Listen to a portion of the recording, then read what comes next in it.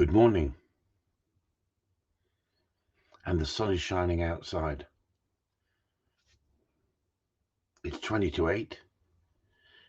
You should all be at work.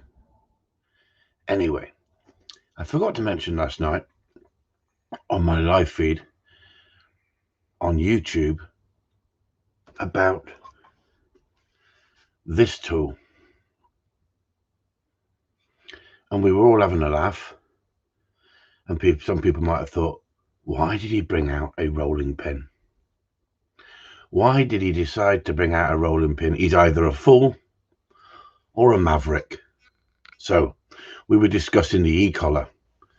We were discussing the lies and how people were mis-selling the e-collar and how the Kennel Club were trying to manipulate people's minds about this tool being such a barbaric thing that it should be banned, and 73% of the society or 74% of people would want to see a ban on the e-collar. What about this tool? Like I said to you, what about this tool? In the wrong hands, it can be lethal. Did you know the craze killed somebody with a rolling pin? You could say, yes, but that's exceptional, that is. Well, okay, I'll tell you what. What I would like you to do, I'd like you to Google killed by a rolling pin. That's all you need to do. Killed by a rolling pin. Because you now have the technology. Let's look at the science behind a rolling pin. We all know what a rolling pin can do. It can make a beautiful pastry, can't it? But it can also be used for many other things as well. And it can be misused, the same as an e-collar. The same as this tool. It can be totally misused. And you can be lied to about these things as well. So let's just have a quick look. German midwife was viciously murdered, who murdered her ill husband by beating him to death with a rolling pin after several years of abusing him, has been jailed for life. 54 years old. Midwife. You think a midwife would have a bit more sense, wouldn't you, on how to use a rolling pin? Vile Ayrshire thug battered bulldog to death with a rolling pin. Disgraceful. Rolling pin attack killed mother-in-law. BBC News. Grandmother Georgia Edmonds was battered to death with a rolling pin. A marble rolling pin, that one, not a wooden one. Woman killed her husband, a sick husband, after beating him with a rolling pin. Now, are you telling me a woman was killed with a rolling pin? A woman was killed with a rolling pin. Postmortem shows the test of Georgia Edmonds injured 77-year-old grandmother and battered to death with a rolling pin. And you can go on and on and on about deaths of rolling pins. Now, why don't the Joe Public and the government ban these things? Because you can go down the shops and buy pastry these days. It's already been rolled. So do you really need a rolling pin? This is a lethal weapon in the wrong hands. But what I'm saying to you, it's so many tools in the wrong hands is a lethal weapon. It's as simple as that. So yes, we can have a laugh on a Wednesday night and we got a great group.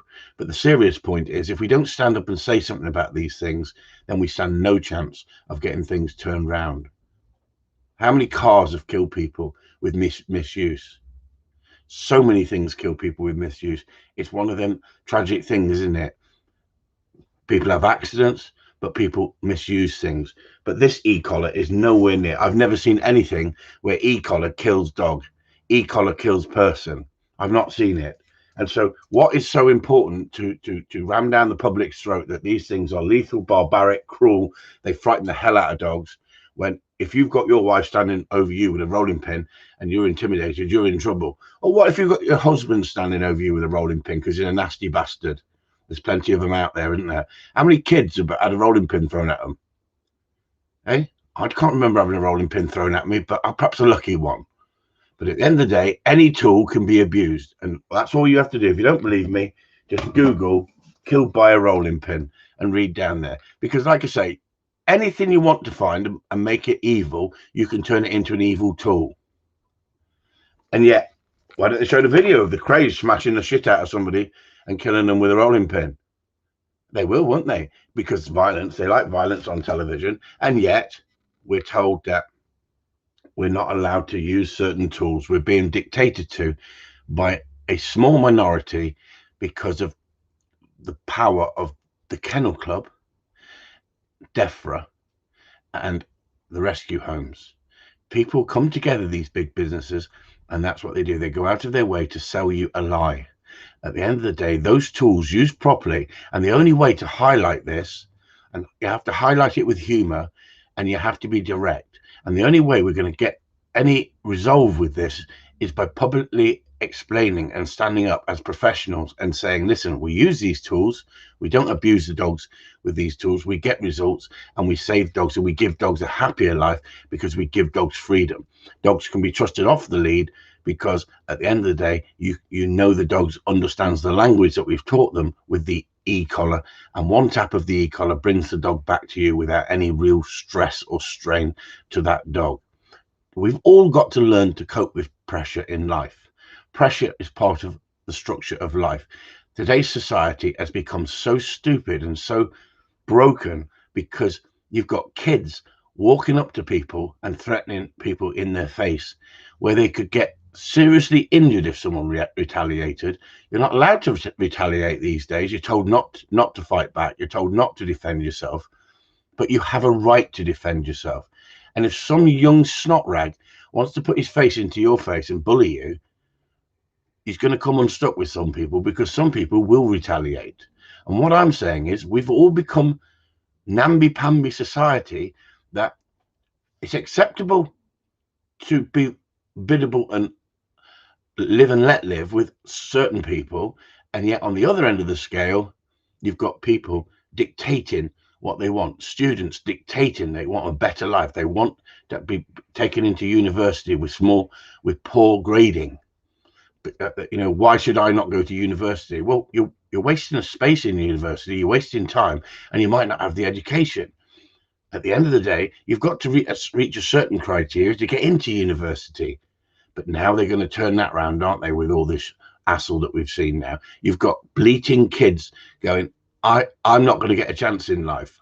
Plenty of us didn't get a chance in life. Plenty of us have to get off our arses and go and earn a living. And this is the problem. Society has become so soft and so judgmental in some areas, and yet we're supposed to be a more tolerant society, live and let live.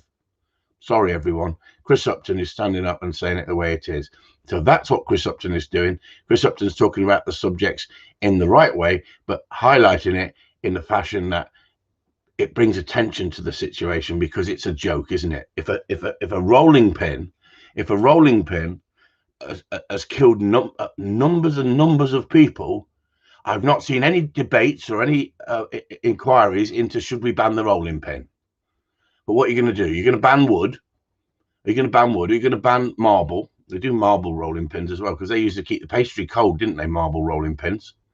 You used to do glass ones as well, didn't they? What are you going to do? Ban every glass? You're going to ban every glass in a pub because it's killed people before? No, they've not banned them, but they know they use them as lethal weapons. Some freaking idiots.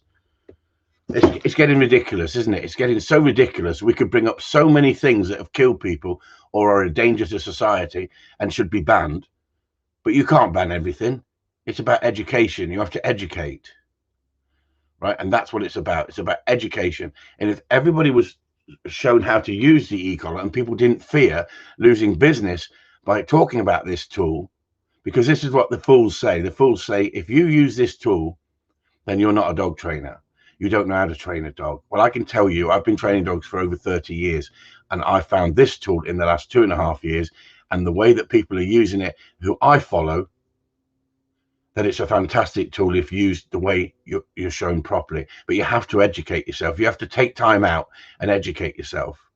And you've got the instrument in front of you. You've got the internet. You can actually look at it. You can actually watch people using this in an abusive manner, and you can also watch people using it in a very skillful, very, very skillful manner that gets results with dogs and does not change a dog's mindset to the point that it's frightened shitless to do anything. We all have to learn to cope with life, and exactly the same with dogs. If you give dogs everything, the same as if you give children everything, they will try and take over. As simple as that. Anyway, that's Chris Upton finished for the day. Chris Upton's going out training, out on the moor with his dogs, all on his own. Oh, no, I'm not. Sue's got a day off. I've got chores to do in the house. I'm browbeaten. And I've got to hide this freaking rolling pin before she freaking finds out, because if she finds out that I'm reluctant to do these chores, I may be seeing the rolling pin.